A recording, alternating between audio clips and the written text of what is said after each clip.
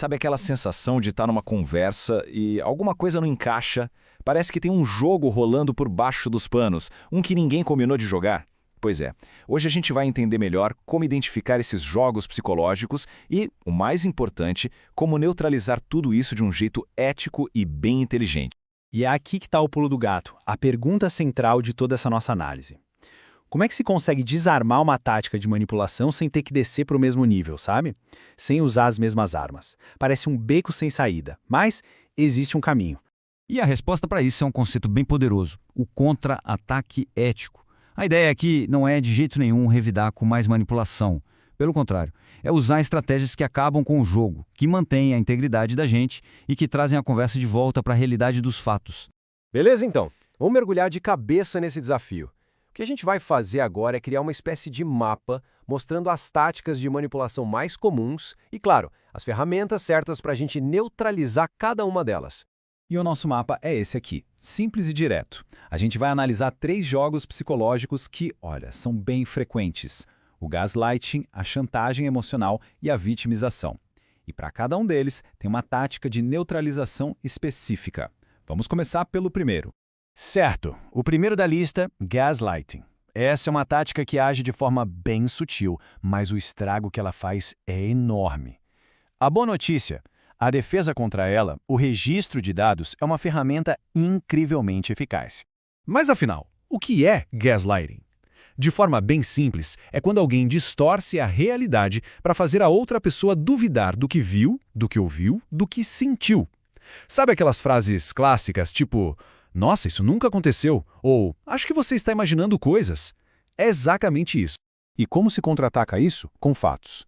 A tática do registro de dados é basicamente isso: criar um diário objetivo do que aconteceu, anotar datas, horários, o que foi dito palavra por palavra. Quando se faz isso, a conversa para de ser sobre quem lembra melhor e passa a ser sobre o que de fato ocorreu. E o ponto crucial é apresentar esses dados com calma, de forma objetiva. A emoção é o campo onde o manipulador ganha. Os fatos são o nosso campo. Agora vamos para o segundo round. A gente vai encarar a chantagem emocional e a ferramenta para neutralizar ela, que é uma sacada genial, o espelho lógico. Chantagem emocional nada mais é do que usar os sentimentos como uma arma. A pessoa que manipula explora o medo, um senso de obrigação ou a culpa para conseguir o que quer. É uma pressão psicológica que tenta desligar o nosso pensamento racional. E para desarmar essa bomba, a tática é o espelho lógico. Funciona em 2 passos bem simples. Primeiro, se recusar a morder a isca emocional. Segundo, refletir a lógica do que está sendo pedido de volta para a pessoa. Por exemplo, alguém diz: se você realmente se importasse comigo, faria isso. A resposta com o espelho lógico seria algo como: então, o que está sendo dito é que a única maneira de eu provar que me importo é fazendo exatamente o que você quer? Isso expõe o quão absurda é a lógica por trás da exigência, mas sem atacar a pessoa. É brilhante. E para fechar o nosso trio de táticas manipuladoras, chegamos na vitimização.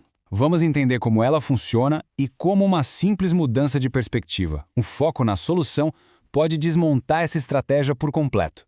A vitimização é aquela postura de "coitado de mim", sabe? A pessoa se coloca sempre como a parte que sofre, a injustiçada.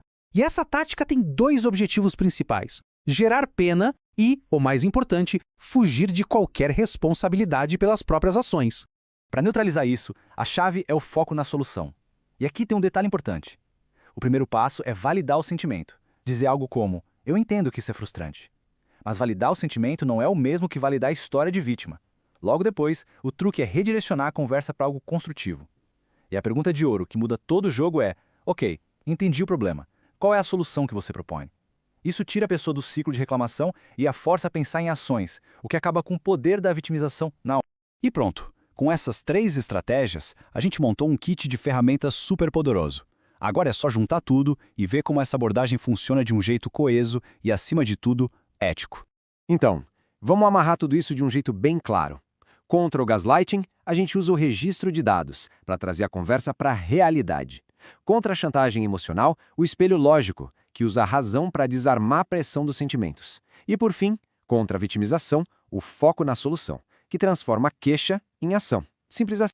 E tudo isso nos leva a essa ideia final, que na verdade resume perfeitamente essa abordagem. O objetivo aqui não é ganhar a briga, não é uma competição. O objetivo é, de forma inteligente, neutralizar o jogo. É como se a gente decidisse sair do tabuleiro que a outra pessoa montou e trazer a interação de volta para um terreno de respeito, de realidade. E essa talvez seja a maior vitória de todas.